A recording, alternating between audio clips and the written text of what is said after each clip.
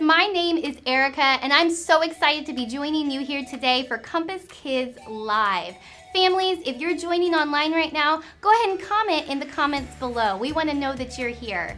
We're going to have so much fun today learning and worshiping God. So go ahead and let's get ready for our game. Hey guys, it's Malik again. Hey, we're about to play a game, and this game is one of my favorite games of all time. What I need you to do is I need you to get up, stand up, come on. I know you have your pajamas on. I know you do. I don't see you, but I know you have your pajamas on. What I need you to do is go touch a wall, whichever wall is closer to you, right or left, and I need you to put your hand on that wall. We're gonna play the classic game of red light, green light, all right? While we are on that wall, I'm gonna yell green light, and you're gonna run across and try to touch the other wall. But if I say red light, you have to pause and freeze wherever you are. You ready? So stand up, or is your hand touching that wall? Let's go. You ready? We're gonna go green light, red light. Oh, that was a quick one. That was a quick one. I know I got some people. All right, here we go. Green light, red light. Green light, red light. Green light, red light. Green light, red light. All right, how many people made it? If you have made it, you are the champs. If you have not made it, let's keep going for a little bit longer. All right. Red light. You thought I was going to say green light. Pay attention. All right. Green light. Red light. Red light. Green light. Green light. Red light. That's good. That's good. I'm pretty sure everybody has made it by now.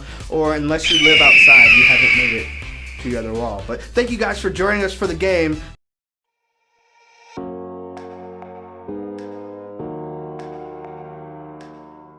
Hey everybody. I'm Jake. I'm really sorry if I look or sound funny today. My shirt's really tight, and I'm afraid if I breathe out, I'll pop a button.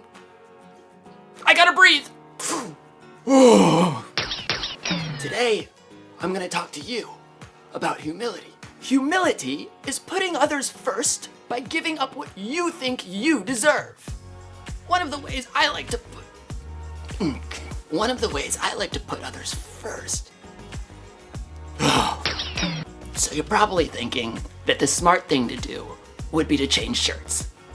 Well, I already tried that, but none of my shirts fit today, or any of my clothes.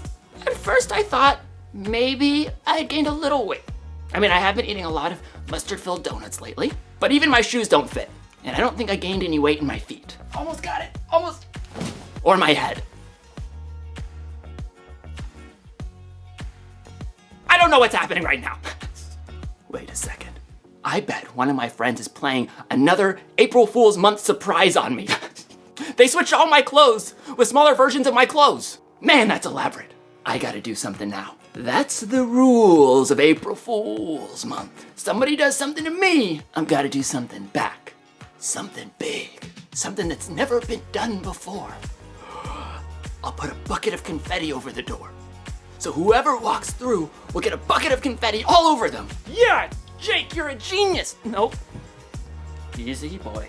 So, today's story is about how we should treat people like they're more important than we are. I can't wait to try that after I prove to everyone that I'm the best at April Fool's Month surprises! Yeah!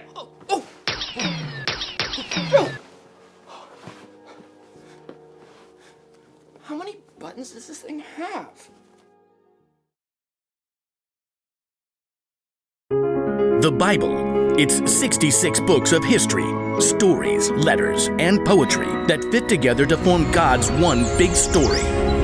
The epic adventure of how He created us and loves us so much that He made a way to rescue us.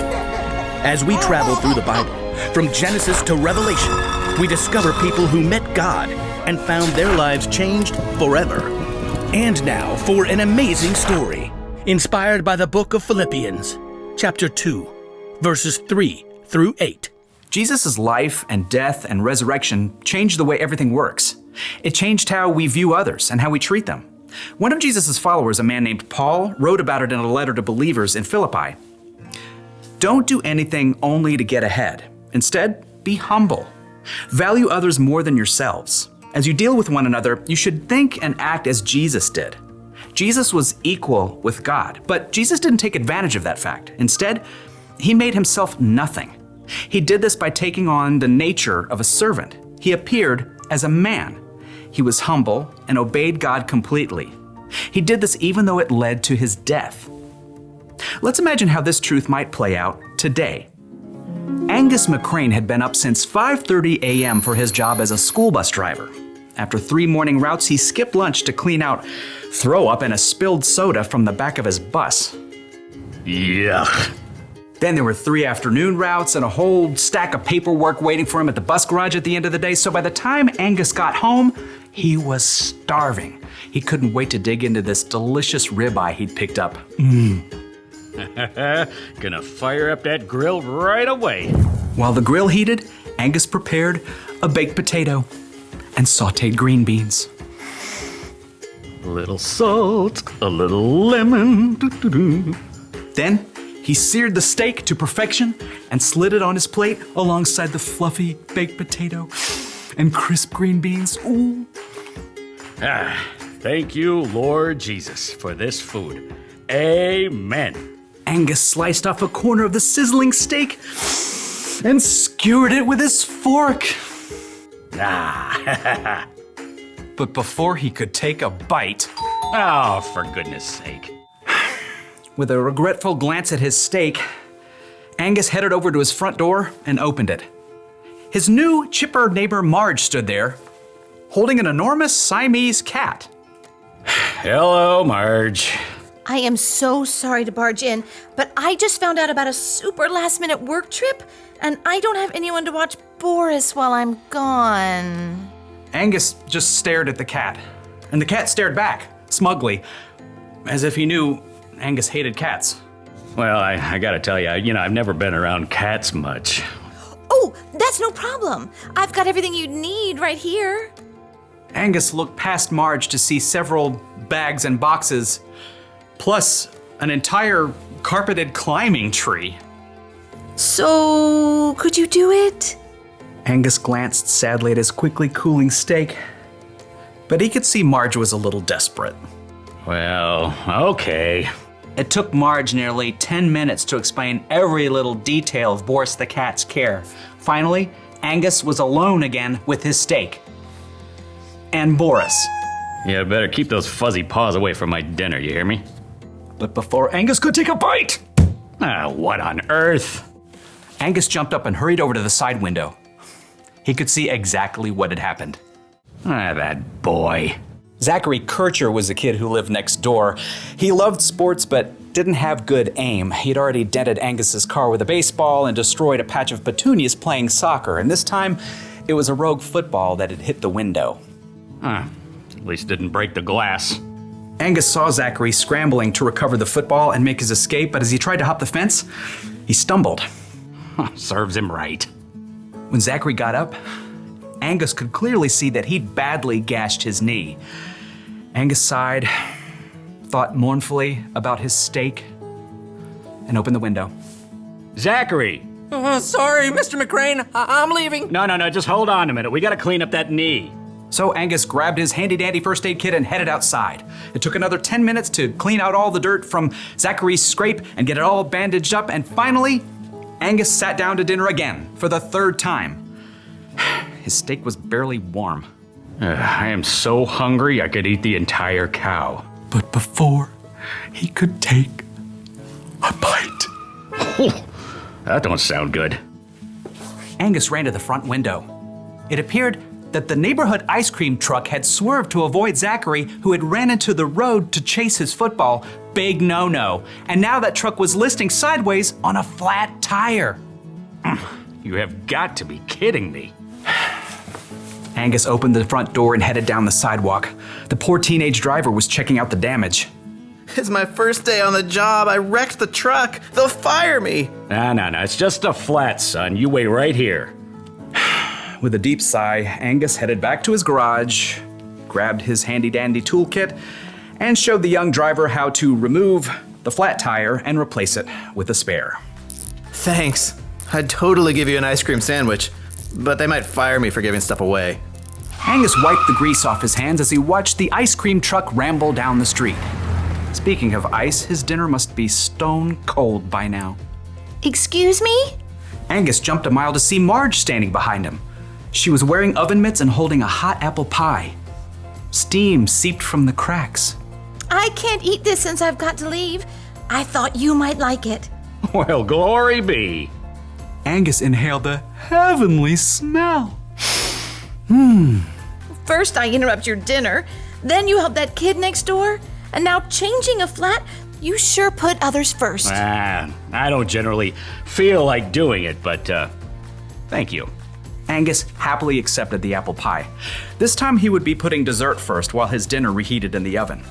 Now, it would have been a lot easier for Angus to just eat dinner and ignore the people around him who needed help, but little by little, God was helping him serve others, just like Jesus did.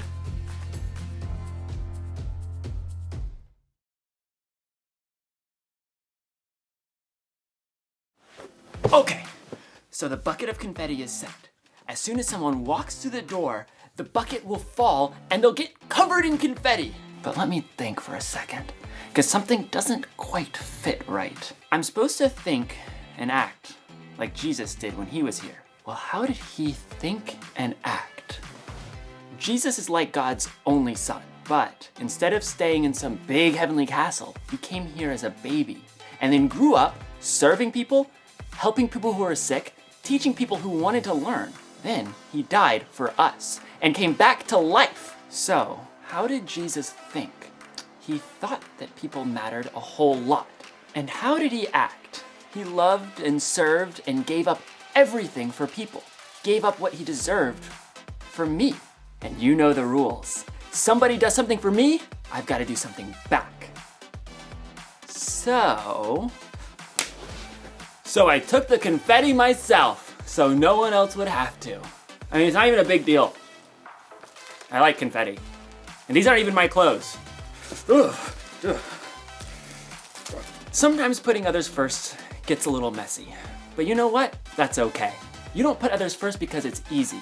You should put others first because that's what Jesus did for you. That's the one thing I learned today. Put others first because Jesus put you first. I'm gonna say that over and over again so I'll remember. Put others first because Jesus put you first. Put others first because Jesus put you first. Love others because Jesus loved others. Like your family, your friends, your brothers, your sisters, your mother, your gardener. Put others first because Jesus put you first. Man, I feel like brand new. It's like putting on a fresh pair of clothes, except clothes that actually fit. Ugh. I'm gonna need to change. I am getting confetti in my lungs. See you next time.